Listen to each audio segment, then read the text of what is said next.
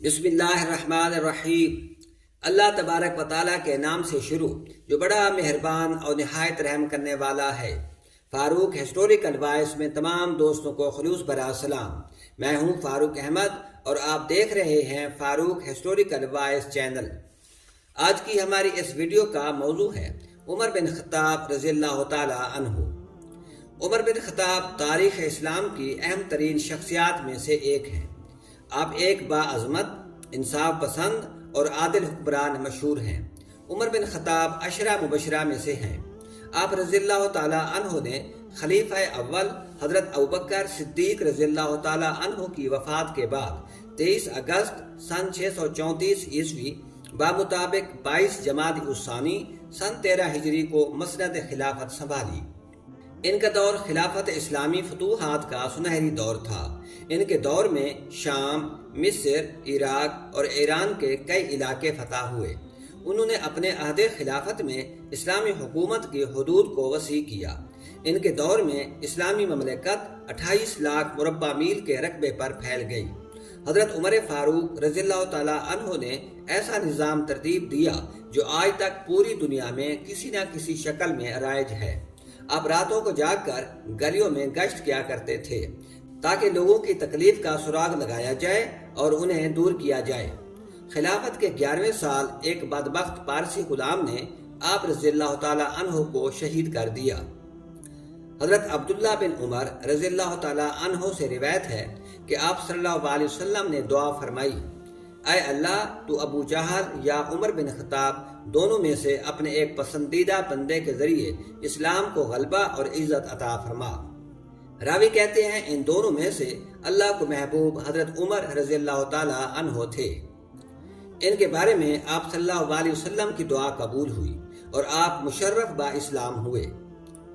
آج کی اس ویڈیو میں حضرت عمر فاروق رضی اللہ تعالیٰ عنہ کے ایمان لانے کا واقعہ اور اس سے پہلے ان کی زندگی کے حالات بیان کیے جائیں گے۔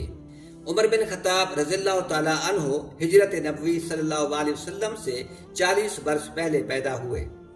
جب شباب کا آغاز ہوا تو ان شریفانہ مشغلوں میں مشغول ہو گئے جو شرفائے عرب میں عموماً رائج تھے، یعنی نسب دانی، سپاہ گری، پہلوانی اور خطابت میں مہارت پیدا کی۔ خصوصاً شاہ سواری میں آپ کو کمال حاصل تھا۔ اسی زمانہ میں انہوں نے لکھنا پڑھنا بھی سیکھ لیا تھا۔ چنانچہ زمانہ جاہلیت میں جو لوگ لکھنا پڑھنا جانتے تھے ان میں سے ایک عمر بن خطاب بھی تھے۔ آپ عکاظ کے دنگل میں کشتی بھی لڑا کرتے تھے۔ عرب میں لوگوں کا ذریعہ معاش زیادہ تر تجارت تھا، اس لیے انہوں نے بھی یہی پیشہ اختیار کیا۔ تجارت کے سلسلے میں وہ دوسرے ممالک کا سفر بھی کرتے تھے۔ اس سے آپ نے بڑے تجربے اور فوائد حاصل کیے۔ آپ خوددار، بلند حوصلہ، تجربہ کار اور معاملہ فہم تھے۔ انہی اوصاف کی بنا پر قریش نے آپ کو سفارت کے منصب پر مامور کر دیا تھا۔ قبائل میں جب کوئی مسئلہ پیدا ہو جاتا تو آپ ہی سفیر بن کر جاتے تھے اور اپنے غیر معمولی فہم و تدبر اور تجربے سے مسئلے کو حل کر دیتے۔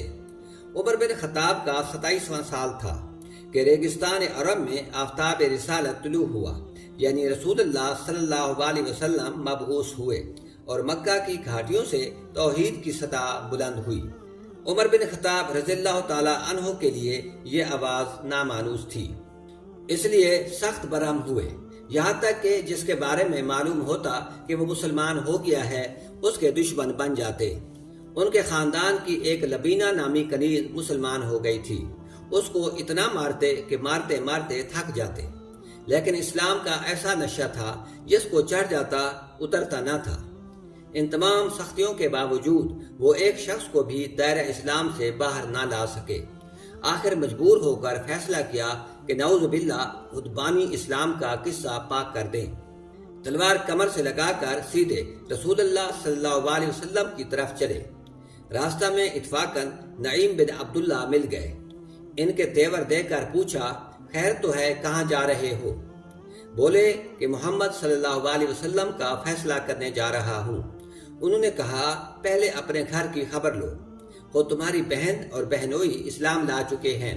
فوراً پلٹے اور بہن کے گھر پہنچ گئے۔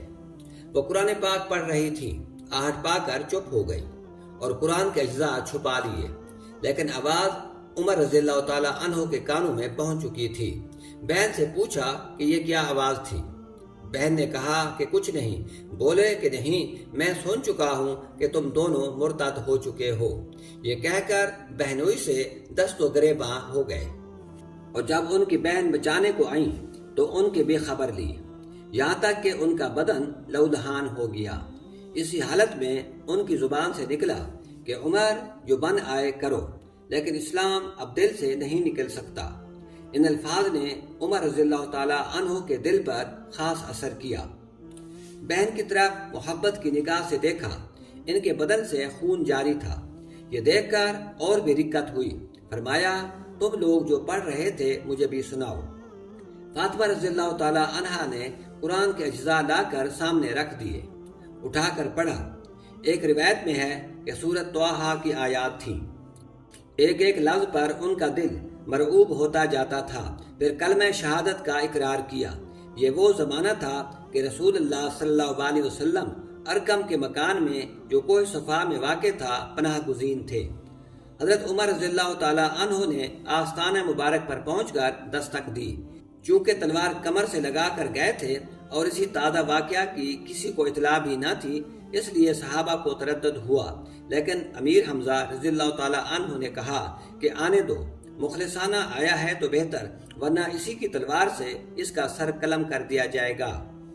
حضرت عمر رضی اللہ تعالیٰ عنہ نے اندر قدم رکھا تو رسول اللہ صلی اللہ علیہ وسلم خود آگے بڑھے اور ان کا دامن پکڑ کر فرمایا، کیوں عمر، کس ارادے سے آیا ہے؟ نبوت کی روبدار آواز نے ان کو کپ کپا دیا۔ نہایت خضوع کے ساتھ عرض کیا کہ ایمان لانے کے لیے۔ آپ صلی اللہ علیہ وسلم بے ساختہ اللہ اکبر پکار اٹھے، اور ساتھ ہی تمام اصحاب نے مل کر زور سے اللہ اکبر کا نعرہ بلند کیا کہ مکہ کی تمام پہاڑیاں گونج اٹھی۔ اس وقت تک تقریباً 40-50 لوگ ایمان لا چکے تھے۔ عرب کے مشہور بہادر حضرت امیر حمزہ رضی اللہ تعالیٰ عنہ نے بھی اسلام قبول کر لیا تھا، تاہم اپنے مذہبی فرائض اعلانیہ ادا نہیں کر سکتے تھے۔ حضرت عمر رضی اللہ تعالیٰ عنہ کے مسلمان ہو جانے سے اسلام کی تاریخ میں ایک نیا دور شروع ہو گیا۔ اس وقت تک جو افراد دائرہ اسلام میں داخل ہو چکے تھے نہایت بے بسی اور مجبوری کے عالم میں تھے۔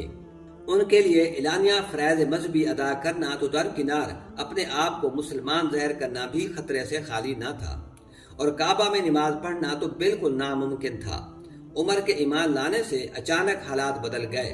انہوں نے اعلانیہ اپنے اسلام کا اظہار کیا۔ صرف اتنا ہی نہیں بلکہ مشرکین مکہ کو جمع کر کے بآواز بلند اپنے ایمان کا اعلان کیا۔ یہ اعلان سنتے ہی مشرکین مکہ نہایت غضبناک ہو گئے، لیکن عاص بن وائل جو رشتہ میں حضرت عمر بن خطاب کے ماموں تھے، انہوں نے آپ رضی اللہ تعالیٰ عنہ کو اپنی پناہ میں لے لیا، لیکن عمر بن خطاب نے پناہ قبول کرنے سے انکار کر دیا اور بہادری و جوانمردی کے ساتھ مشرکین کا مقابلہ کرتے رہے، یہاں تک کہ مسلمانوں کی جماعت کے ساتھ خانہ کعبہ میں جا کر نماز ادا کی۔ یہ پہلا موقع تھا کہ حق باطل کے مقابلہ میں بلند ہوا، اور عمر کو اس صلہ میں دربار نبوت سے فاروق کا لقب عطا ہوا۔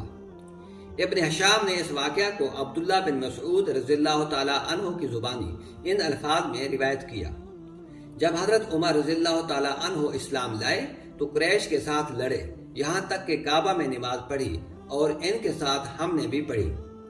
اہل قریش ایک مدت تک آپ صلی اللہ علیہ وسلم کے دعوی نبوت کو بے پرواہی کی نگاہ سے دیکھتے رہے، لیکن اسلام جس قدر تیزی سے پھیلتا جا رہا تھا، ان کی بے پرواہی غصے اور غضب میں تبدیل ہوتی جا رہی تھی، یہاں تک کہ کثیر جماعت اسلام کے حلقے میں آ گئی تو قریش نے زور اور قوت کے ساتھ اسلام کو مٹانا چاہا۔